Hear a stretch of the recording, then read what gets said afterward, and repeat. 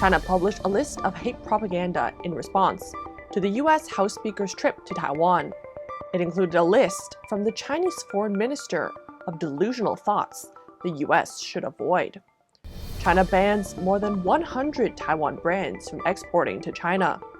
The bans are politically motivated, as trade with other countries remains normal. G7 foreign ministers issued a joint statement concerning the Chinese Communist military exercises near Taiwan. They call for peace and stability in the Taiwan Strait. Japan expressed concern over China's military exercises around Taiwan. It states peace in the Taiwan Strait affects the stability of the international community.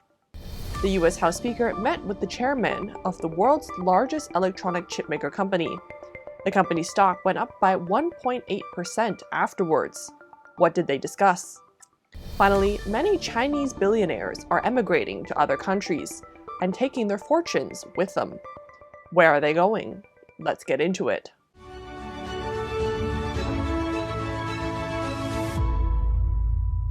Welcome to Sound of Hope News. My name is Daniela Wolensack, and today is August 4th. U.S. House Speaker Nancy Pelosi's visit to Taiwan has been a focus of international attention. Taiwan's President Tsai Ing-wen awarded Pelosi the Special Grand Medal. She then thanked Pelosi for her long-standing and firm support of Taiwan.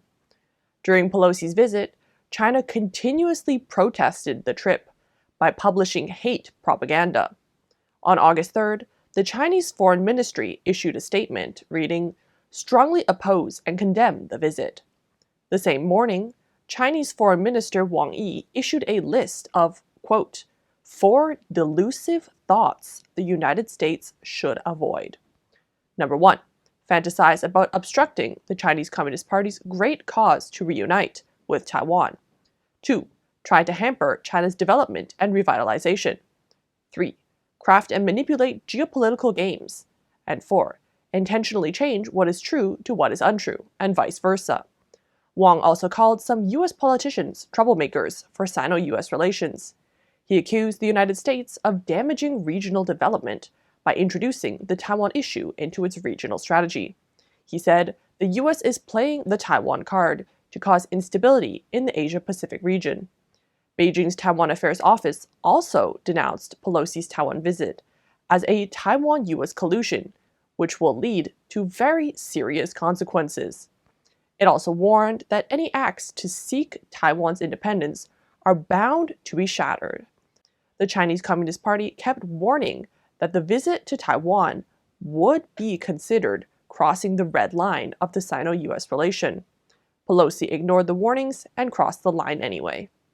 Former U.S. Secretary of State Mike Pompeo supported Pelosi's defiance and even offered to meet her in Taiwan. He tweeted on August 2nd with praise that Pelosi followed through on her visit to Taiwan. He also said, "America has never taken orders from the Chinese Communist Party, nor shall we ever." To save face, China announced it would increase military operations and exercises around the Taiwan Islands over the next few days. Experts said the Chinese president is using the military operations to showcase strength and express Beijing's anger over Pelosi's Taiwan visit. But the Chinese president will also avoid real confrontations that may cause market panic and hurt the economy.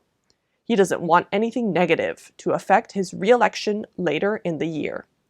The U.S. National Security Council spokesman John Kirby said Beijing's reaction to Pelosi's arrival in Taiwan was as anticipated by the White House.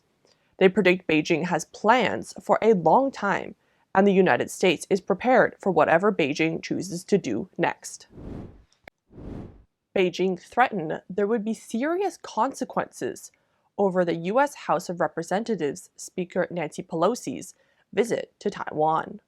On Monday, August 1st, China's Customs Administration announced a series of trade restrictions, including a ban on more than 100 Taiwanese food brands. Taiwanese companies have registered 3,200 food products for export to China, ranging from vegetables to baby food. Now, just over 2,000 of them have been marked as import suspended.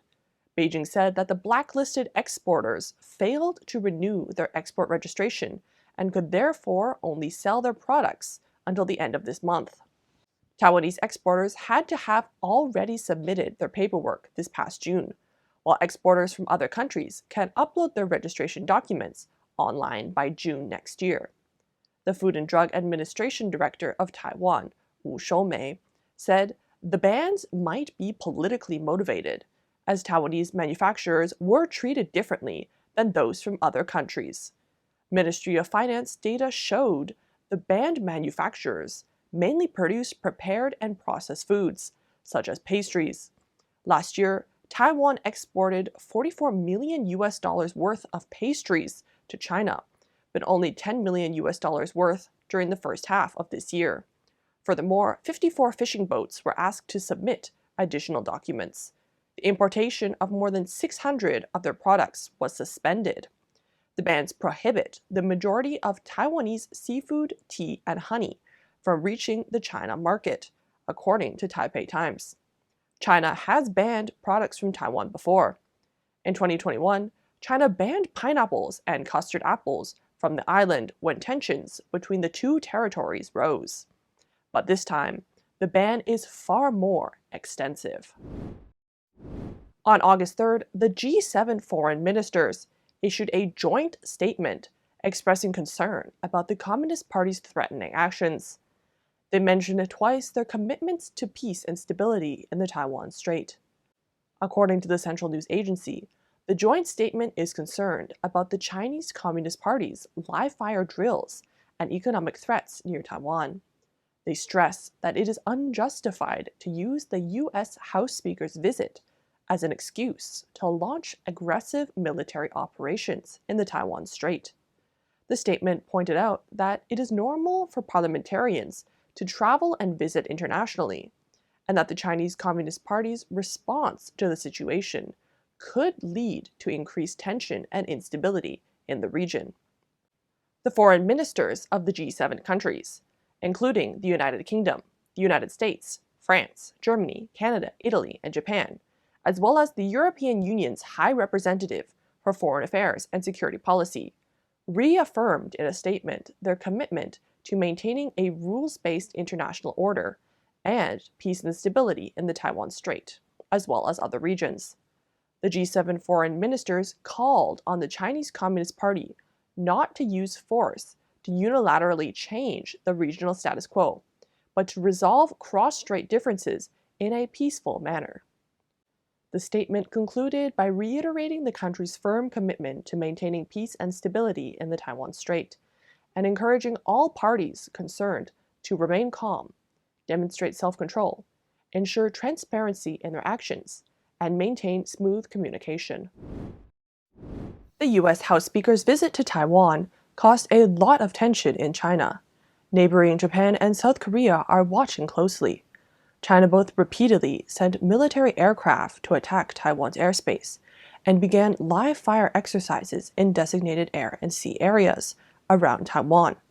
In response to the Chinese actions, Japan's Chief Cabinet Secretary, Hirokazu Matsuno, said on August 3rd that the Japanese authorities are concerned about the military exercises, noting the Communist Party's actions cross into Japan's exclusive economic zone. Matsuno explained that the Japanese government has communicated to the Chinese side its concern about the military action. He added that peace and stability in the Taiwan Strait includes Japan's security, but also affects the stability of the international community. The Japanese government's consistent position is to resolve issues peacefully through dialogue. The Japanese government continues to conduct vigilant surveillance and intelligence gathering activities in the waters and airspace around Japan. Japanese government officials also agree that unilateral changes to the status quo by force would pose a serious challenge to the international order, and a situation like the Russian invasion of Ukraine should be avoided. During her one-day visit to Taiwan, U.S. House Speaker Nancy Pelosi met with one of the self-governing island's most important business leaders, Mark Liu. Liu is the chairman of the Taiwan Semiconductor Manufacturing Company, the world's largest electronic chip maker. TSMC has over 50% of the world's semiconductor foundry market, with a market cap of $426 billion, according to Fortune. The United States is TSMC's biggest market, accounting for 64% of all sales in 2021. The firm makes processors for American tech giants, including Apple and Qualcomm. It manufactures Apple's A-series and M-series chips. Last year, Apple alone made up 1/4 of TSMC's revenue. Moreover, TSMC also makes computer chips used in the U.S. military equipment, including F-35 fighter jets and Javelin missiles, as well as supercomputers at the U.S. National Labs. During the meeting, Pelosi and Mark Liu talked about the recently approved CHIPS and Science Act by the U.S. TSMC is expected to benefit from the $52 billion allocated by the new legislation to boost chipmaking in the U.S. The company intends to build a chip factory in Arizona State, Liberty Times reported. The equity analyst at financial services company Morningstar, Felix Lam, claimed that they, Pelosi and Liu, may have also spoken about larger ongoing subsidies and nurturing STEM, science, technology, engineering, or mathematics graduates in the U.S. Meanwhile, the world's biggest economy and the most renowned chipmaker are enhancing their already close ties. After news of Pelosi and Liu's meeting was circulated, TSMC's stock price went up by 1.8% on Wednesday, according to Liberty Times. Singapore's Lianhe Zaobao reported on August 3rd that tens of thousands of Chinese high-net-worth individuals are trying to emigrate to other countries. Among them, it is estimated that more than 500 people intend to move to Singapore this year, and their wealth will be transferred along with them, estimated at least $2.4 billion. According to a London-based investment immigration consultancy, Headley & Partners, throughout this year, an estimated 10,000 wealthy Chinese are looking for opportunities to emigrate to other countries, each taking about $4.8 million on average. An estimated $48 billion in wealth will flow outside of China. Of the 10,000 net outflows, about 4,200 people migrated between January and June this year. Their preferred country for migration was the US, followed by Canada, Australia, the UK, and Singapore. The agency expects more than 500 wealthy Chinese to relocate to Singapore this year. Headley & Partners also said that overall wealth growth in China has been slowing down over the past few years, so the recent outflow of high net worth individuals may be more pronounced than in the past. According to real estate brokerage Hutton's Asia Pte Limited, sales of luxury condominiums in Singapore surged 64% in the second quarter from the previous one, and inquiries from foreign buyers also increased. Recently, the Nassim Group successfully sold a 4-bedroom unit for $20 million, and the buyer is believed to be Chinese. The company also said that in June, a buyer from China bought 20 units at a time at Canning Hill Piers in the Fort Canning area of Singapore, all of which were large 3- and 4-bedroom units. The transaction value is estimated to be more than $85 million.